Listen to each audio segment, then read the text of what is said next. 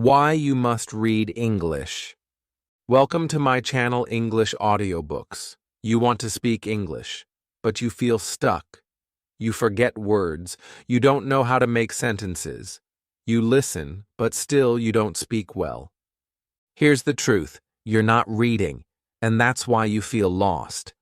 Reading English is the secret door to fluency, confidence, and understanding. But most learners avoid it, or do it the wrong way. In this video, I will show you why reading is your greatest power and how to do it the smart way. Comment below, do you enjoy reading in English, or does it feel boring or hard? Be honest. Chapter 1. The moment I discovered the power of reading. I want to tell you something today. Something that changed my English completely. Something small but powerful. It was a book, a small English book. I still remember the day I found it. I was sitting alone. I felt lost in English. I watched videos. I listened to English. I even repeated the words. But still, something was missing. I could not speak well. I forgot words. My mind felt empty. I thought, maybe I can never speak English. Maybe English is too hard for me. That day, I saw a small book on the table. It was a children's storybook. Bright colors, big letters. I picked it up. Slowly, I opened the first page. The first line said, "The sun is up." I looked at the line. I read it again. Then again. "The sun is up." And suddenly, I understood. I did not translate. I just understood. The sun is up. The sky is bright. The day has started. I smiled. My heart felt happy. That was the first time English made sense without thinking. I wanted more. I turned the page. I saw more simple sentences. The boy runs. The girl smiles. The cat jumps. And just like that, I was reading in English. No pressure, no teacher, just me, the book, and the feeling of understanding. It was magic. Reading felt different. It was slow, calm, and peaceful. I could take my time.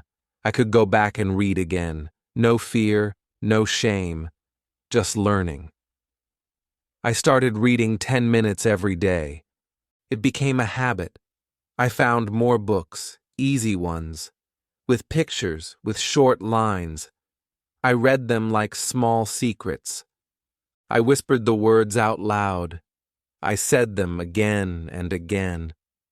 Slowly, they stayed in my mind. And then, something changed. One day, my friend asked me, "What did you do today?"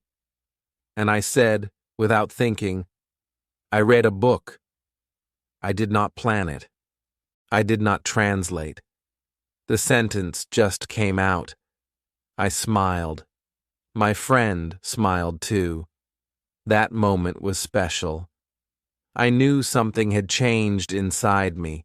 My English was waking up, and reading was the reason. I started to feel more confident. I looked at street signs in English. I read them. I looked at menus in cafes. I read them. I watched cartoons and read the subtitles. I started to understand faster. Words felt more natural. Sentences became easier. And I knew why. Because I was reading every day. Reading gave me more than just words. It gave me pictures in my head. It gave me rhythm. It gave me flow. When I saw the bird sings in the morning, I could hear it in my mind. I could feel it. And that helped me speak better. I was not just learning English. I was living it. I want to tell you something very important. If you feel stuck, If your English is not improving, if you don't know what to say, maybe, just maybe, you are not reading enough. Reading is not only for school. Reading is for you. It's your secret door to fluency. It's how your brain learns the music of English, the patterns, the phrases, the magic. You don't have to read big books. You don't need to understand every word. You just need to start. One page, one paragraph, one sentence. That's enough. If someone asked me today, "How did you learn English?" I would not say grammar. I would not say vocabulary lists. I would say reading. Reading changed me, and I want it to change you too. So now I ask you, do you remember the first thing you read in English and understood? If yes, tell me in the comments. If not, maybe today is your first time. Go find something small and simple and start reading, because reading is not just a skill, it's a gift. Chapter 2. Why you must read. The real reason. I want to talk to you very honestly now. I want to say what most English teachers never say. If you are watching English videos every day, if you are listening to English songs, if you are repeating words, but still, you can't speak. You can't remember words. You freeze when someone talks fast. There is one big reason. You are not reading. Yes, that is the truth. I know it. Because I did the same thing. I listened. I watched. I copied. But my brain was still empty. I could not speak naturally. I could not think in English. I was trying so hard, but something was missing. That something was reading. Let me explain. Reading gives you input. Input means English going into your brain. Without input, how will your brain give output? How will it speak? How will it write? You want to speak better? Then feed your brain better. Reading is food for your brain. It's like fuel for a car. No fuel, no movement, no reading, no speaking.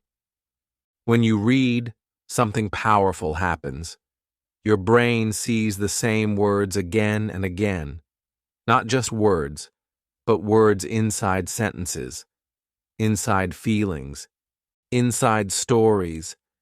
And slowly, the brain starts to understand how English works.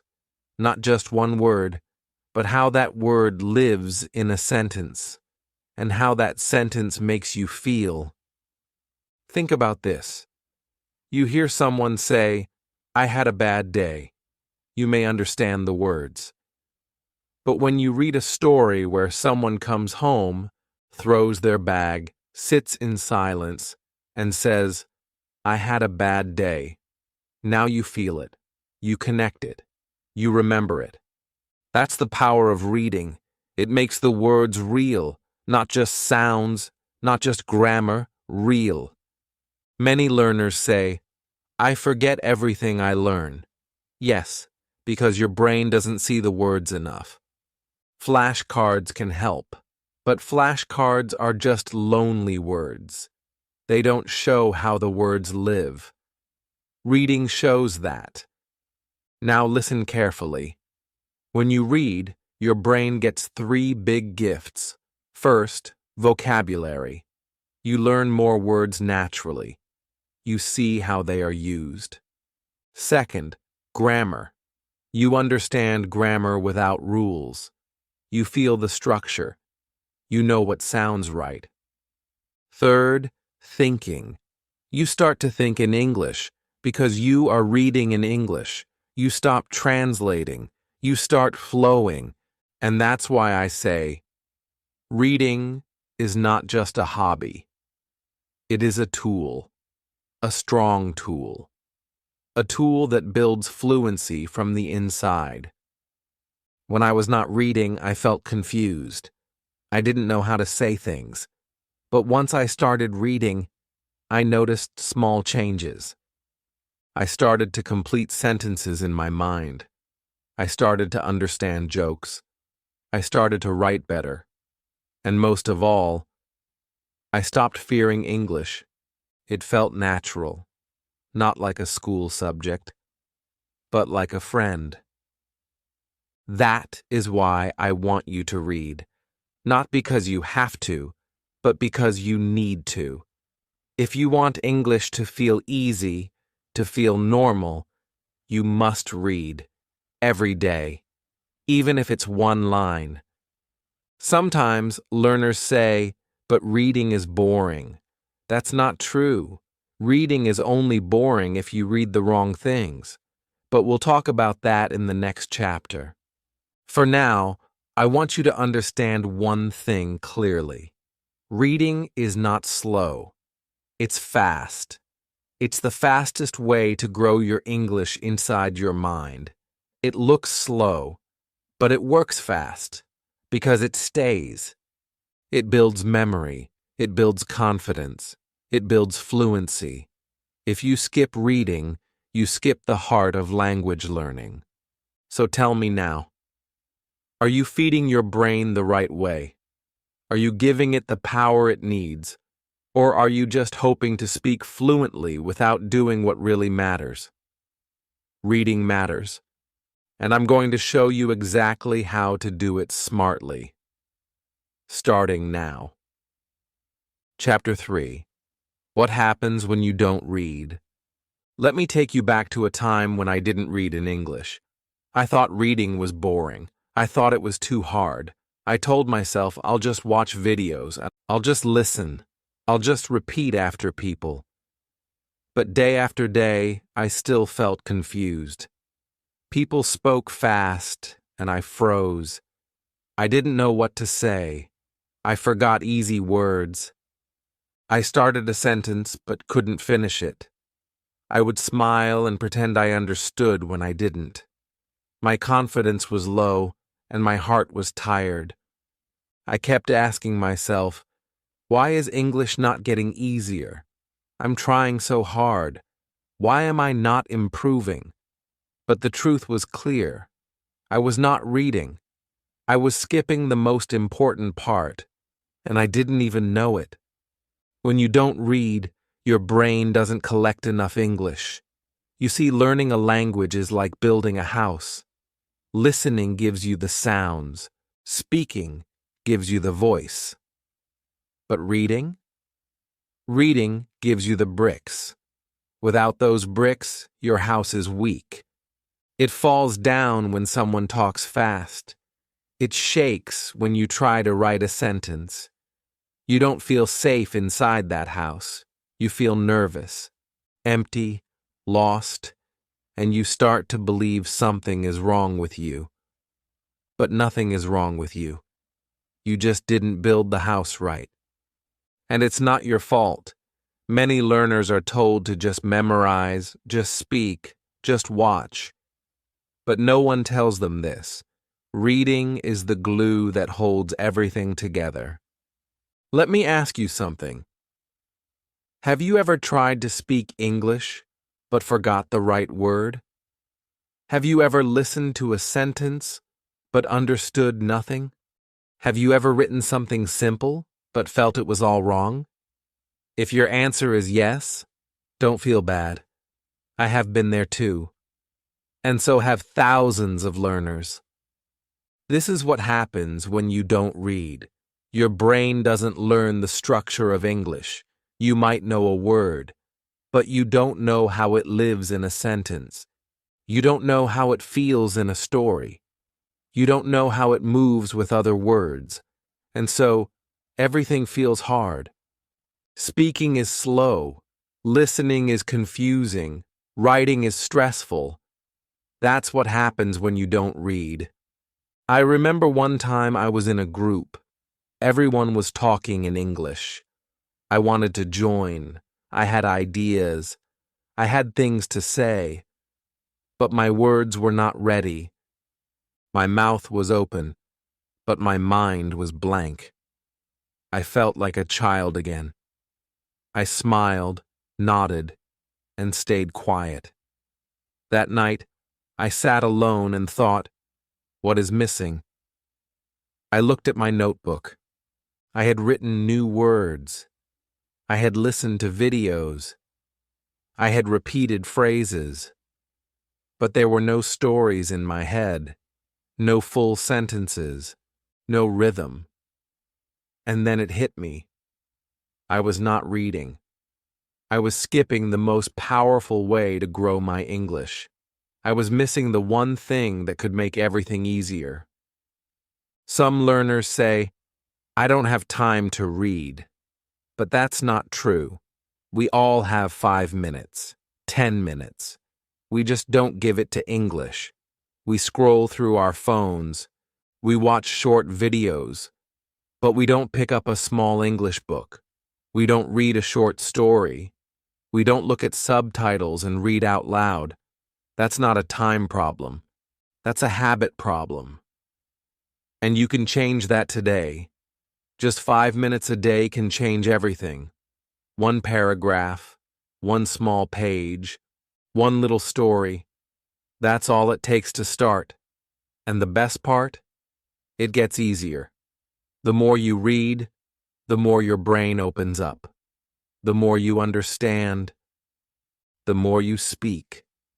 Reading is not a hard job. It is a quiet key, a soft teacher, a patient friend. It waits for you. If you never read, you may keep asking the same questions forever. Why can't I speak well? Why do I forget? Why does English feel hard? But once you start reading, those questions start to disappear. Slowly, gently, one by one. Reading is slow magic. It doesn't shout. It doesn't show off. But it works. It grows inside you. It builds your sentences. It brings you words. It makes your brain think in English. So now, you have to choose. Do you want to keep feeling stuck? Or do you want to try something simple that works? I made my choice. I started reading. And that changed my life. Chapter 4. Smart Reading Strategy Number 1. The 5-Finger Rule. Now let's talk about something important. If you want to read in English, you must choose the right book. Not every book is good for you. Some books are too hard. You open the first page and don't understand anything. Your mind feels tired. You close the book. You feel sad. Some books are too easy. You already know every word. Your mind feels bored. You stop reading. That's why you need the middle. Not too hard, not too easy. Just right. That is where real learning happens. And I want to share a small trick with you. It's called the 5-Finger Rule. It helped me choose books when I was learning. And it will help you too. The rule is very simple. You take a book, you open any random page, you read one page. While reading, you count how many words you don't understand. If you don't know 0 to 1 word, the book is too easy. If you don't know 4 to 5 words, that's perfect. That means it will challenge you just enough. If you don't know more than 5 words on one page, the book is too difficult. You will feel lost, and learning won't happen. So remember, 0 is too easy. More than 5 is too hard. But 4 or 5 unknown words, that's your sweet spot. That's where your brain learns the most. That's the book you need to read. When I learned this trick, everything changed. Before that, I used to pick random books. I opened a thick book once. It had hard vocabulary, long sentences. I didn't understand anything. I felt stupid. I thought I could never learn. But the truth was not that I was weak. The truth was that the book was wrong for me.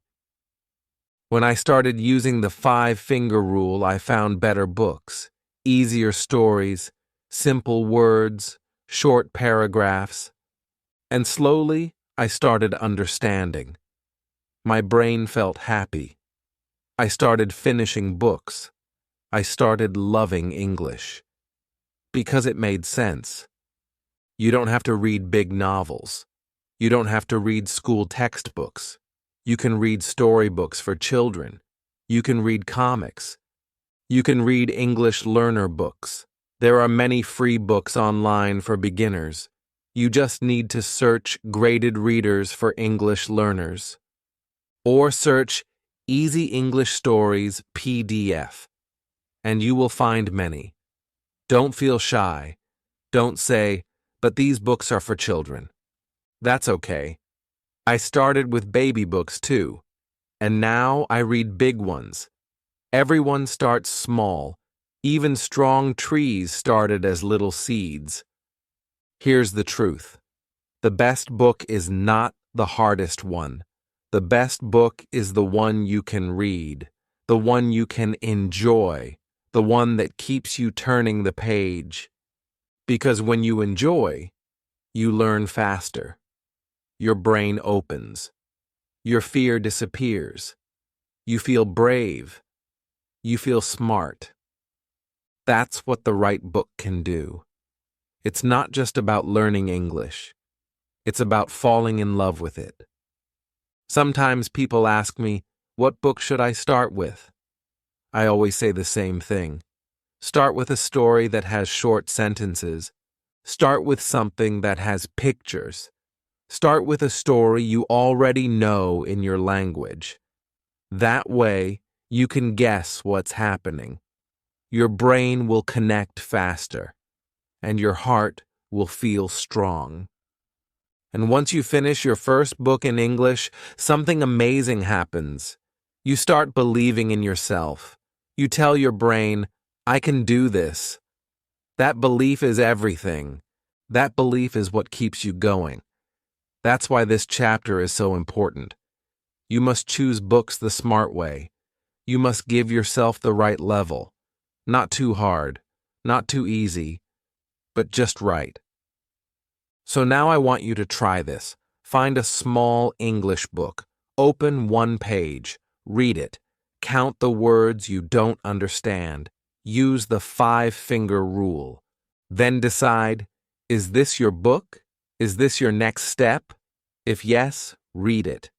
If no, find another one. But keep looking, because the right book is waiting for you. And when you find it, your English will never be the same again. Chapter 5, Smart Reading Strategy Number 2, Read with Your Ears. Let me share something that made my reading 10 times better. In the beginning, I was reading books alone, just words on a page. I was learning, yes, but something was still missing. Sometimes I said the words wrong. Sometimes I didn't understand the feeling behind the sentence. I read the word, but I didn't know how it sounded. And then I discovered something powerful. I started reading with my ears. I started listening and reading at the same time. I found audiobooks. I watched videos with subtitles. I played slow podcasts and followed the script, and everything changed. When you read and listen together, your brain works in a special way. You don't just see the words, you also hear them. And when you hear them, you understand them better.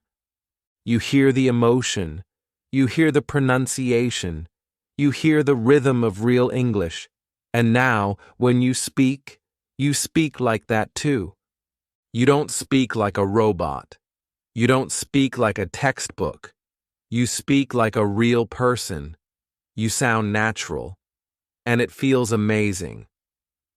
I remember one time I was reading a short story. The sentence said, He walked to the door and smiled. I read it quietly, but then I played the audio, and I heard how the speaker said it. So calm, so smooth, so clear. I closed my eyes. I repeated it. He walked to the door and smiled. Again and again. It felt good in my mouth. It felt easy in my brain. That's when I realized listening while reading is like magic. It puts the music of English in your mind. And once that music is inside you, you never forget it. Some learners say, "But I don't know where to find audio." You can use YouTube, search for stories with subtitles, turn on the captions and read while the person speaks. You can use free apps like Storynori, BBC Learning English, or English Class 101. They have beginner stories with audio. You can even find your favorite English song, print the lyrics, and read while listening. Every small step helps. Every minute with your eyes and ears together builds your fluency faster. When I started this habit, I did it for just 5 minutes a day. I picked one video with subtitles. I played it. I listened. I read. Then I paused. I said the sentence out loud, and I felt my English growing. My brain was working in new ways. I didn't have to translate anymore. The words started coming naturally, because now I knew how they sounded, and I knew what they looked like. That's the magic of using both your eyes and your ears. This method is also very good for pronunciation. Many times we read a word and say it wrong. For example, the word enough. We read it like enough or en-oof. But when you hear it in a story, that's enough. Your brain gets it. You hear it, you feel it, and next time you say it right. You don't have to study pronunciation separately. You learn it while reading and listening. This strategy also helps with understanding native speakers, because when you listen to them while reading, your brain becomes faster. You learn how real people speak, not just slow, clear English, but fast, emotional, real English.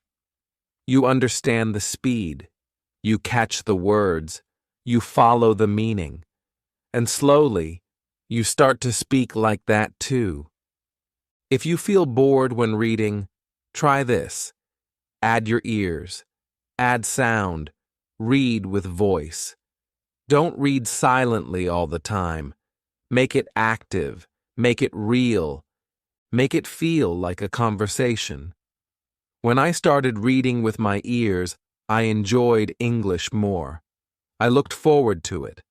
I was not just learning. I was feeling the language, and that feeling made all the difference. So now I want you to try. Choose one simple video with subtitles, or one audio story with text, and do this. Read and listen, pause, repeat, speak. Just 5 minutes. You will see the change, you will feel it, and you will want more. That is how reading with your ears becomes your superpower. Chapter 6. Smart Reading Strategy Number 3. Shadow the Story. Now I want to tell you about one of the most powerful things I ever did to improve my English. It is called shadowing, but not the hard kind you see in language schools. I call it story shadowing. It is simple, it is fun, and it works. Here's what you do. You find a short English story. You read it. You listen to it. And then you copy it. You say the sentences just like the speaker. You speak along with them, or just a second after them, like a shadow. That's why it's called shadowing. You don't just listen. You don't just read. You speak. You become the story. I still remember the first story I shadowed. It was very short, only 5 sentences. A boy wakes up. He brushes his teeth. He eats breakfast. He goes to school. He sees his friend. That's it. But I read it again and again. I played the audio. I listened carefully. Then I copied every word. I spoke with the same rhythm, the same feeling, the same pauses. It felt strange at first, but then it felt real. It felt like I was speaking English from the inside. Shadowing helps your brain learn in 4 ways at the same time. You read, you listen, you speak, and you remember. This is how babies learn their language. They hear their parents talk. They copy the sounds. They repeat what they hear. They do it again and again. And one day they start speaking on their own. You can do the same. Shadowing is like speaking with a friend who never laughs at you, who never corrects you, who helps you speak again and again until it feels natural. When you shadow a story, you are training your mouth and your brain. You are learning how sentences move, how the voice goes up and down, how words connect. You are not just learning grammar, you are learning music. English is not only about rules, it is also about rhythm. And you can't learn rhythm from a grammar book. You learn it from stories, from voices, from shadowing. Sometimes I shadow in the morning. I choose one small story. I listen. I repeat. Just for 5 minutes. It wakes up my brain. It gives me power. It makes me feel confident. Sometimes I shadow before bed. It feels like I am ending my day with a good habit, a smart step, a small win. I do not need a teacher. I do not need a classroom. I just need my voice, my ears, and a story. One time I shadowed the same story for 7 days. Every day, just 5 minutes, and you won't believe what happened. On the 8th day, I met someone at the store. They asked me, "How are you?" I smiled and said, "I'm good, thank you. And you?" It came out so smooth, so fast, so clear. I did not stop. I did not translate. I just spoke. And I knew it was because of shadowing. My brain was ready, my mouth was ready, my English was ready. Don't worry if you make mistakes when you shadow. That's okay. The goal is not to be perfect. The goal is to feel the language, to live inside the story, to become comfortable with English, to move from learning English to living it. That is what shadowing gives you: confidence, flow, power. So now I want you to try. Pick one short story, just 5 lines. Read it, listen to it, then shadow it. Say it with the speaker. Again and again. Feel the words. Don't rush. Don't stress. Just repeat, like a song, like a dance, like a shadow. And one day, when someone speaks to you in English, your answer will come naturally, and you will smile, because you will know it came from this small, powerful habit. Chapter 7. Turn reading into a daily habit and make it fun. If you've come this far, I know one thing about you. You truly want to improve your English. And now you know that reading is not boring.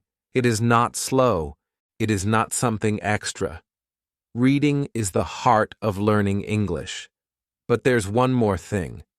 You must turn reading into a habit. You must do it every day. Not once a week. Not when you have free time. Not when you feel perfect. but every single day, even if it's just for 5 minutes. And the best part? It doesn't have to be difficult. It doesn't have to feel like school. Reading can be simple. It can be fun. It can be something you look forward to.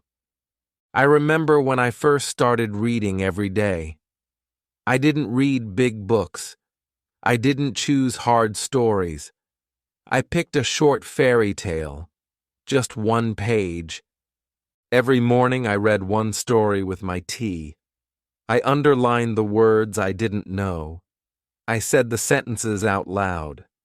Sometimes I made mistakes. But I laughed and kept going. After 1 week, I finished a small book, and I felt something I had never felt before. I felt proud. It was not a big thing. But for me, it was everything, because I had started a habit, a good habit, a habit that was growing my English. Here's the secret. You don't need to be perfect. You don't need to read for hours. You don't need to understand every word. You just need to show up. Every day, open the book, read one line, one page, one small paragraph. That's how habits grow. That's how your English grows. Slowly, quietly, strongly. It's not about doing more. It's about doing something consistently. If you feel tired, read something funny. If you feel sad, read something kind. If you love love stories, read those. If you enjoy comics, read comics. If you like news, find easy news websites. The important thing is to read what you love, because when you love it, you don't stop. When it's fun, your brain learns faster. When it feels like a game, it doesn't feel like work. That's how you build a reading habit that lasts forever. I also started keeping a small notebook. I called it my English reading book. After I read something, I wrote one sentence about it. Just one. Sometimes I copied a sentence I liked. Sometimes I wrote how I felt. It was short, but it helped me remember. It helped me practice writing. It made me feel like I was learning something new every day. That notebook became my best friend. Some days, I didn't want to read. I was busy or tired. But I still opened my book. I told myself, just one page, and I read it. One page is small, but it is powerful. That one page kept my habit alive.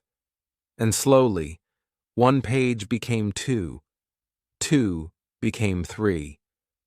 Now, I read like it's part of who I am, and English doesn't feel like a language anymore. It feels like home. You don't have to do everything today. Just start. Start with a book. Start with a paragraph. Start with a sentence. But please, start. Because when you do it every day, reading will change you. It will change how you speak, how you listen, how you think. It will give you words. It will give you confidence. It will give you power. And that power will stay with you forever. So now look around. Find something to read. A short story, a blog, a comic, a poem, anything in English. Just read it. Then tomorrow, do it again. Build your reading habit like you brush your teeth, like you drink water, like you breathe. Make it part of your life, and watch your English grow like a strong tree. Every word you read is a new leaf. Every sentence is a new branch. And one day, you'll sit under that tree and smile because you planted it, you watered it, you built it, one page at a time.